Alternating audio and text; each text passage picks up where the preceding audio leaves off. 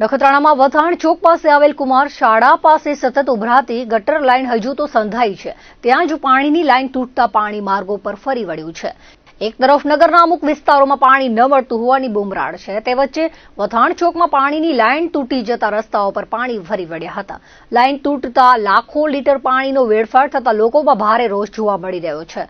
નખત્રાણામાં અમુક વિસ્તારમાં 15 દિવસથી પાણીનો પોકાર ઉઠ્યો છે, છતાં પણ કોઈ દાદ નથી આપતું. નખત્રાણાના કડક અધિકારીની છાપ ધરાવતા પ્રાંત અધિકારી તાકીદે ગટર સહિતની સમસ્યા બાબતે નિવેડો લાવે તેવી માંગ ઉઠી છે. ગટર લાઇટ પાણી સફાઈ બાબતે કુંભકર્ણની નિંદરમાં પોઢેરી નગરપાલિકા સામે લોકરોષ ફાટી નીકળ્યો છે, ત્યારે તેની અસર આગામી નગરપાલિકાની ચૂંટણીમાં દેખાય તેમ જણાઈ રહ્યું છે. ઉલ્લેખનીય છે કે નખત્રાણામાં અમુક જગ્યાએ સતત ઉભરાતી ગટરની સમસ્યા હલ કરવા અનેક રજૂઆત અને મથામણ છતાં સુધરાઈને ફોલ્ટ જ નથી મળતા.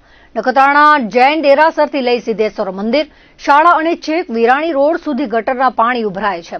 સંકલન બેઠકમાં ધારાસભ્ય PM જાડેજાએ વિરાણી રોડ પાસે પાણીના નિકાલ બાબતે નગરપાલિકાને ટકોર કરી હતી. તો ખુદ પ્રાંત અધિકારીએ પણ કહ્યું હતું કે ગટરની સમસ્યા ક્યારે દૂર થશે, પણ નગરપાલિકા દ્વારા ગંભીરતા ન લેવાતા હવે ગટરના ગંદા પાણીએ સમસ્યામાં વધારો કર્યો છે.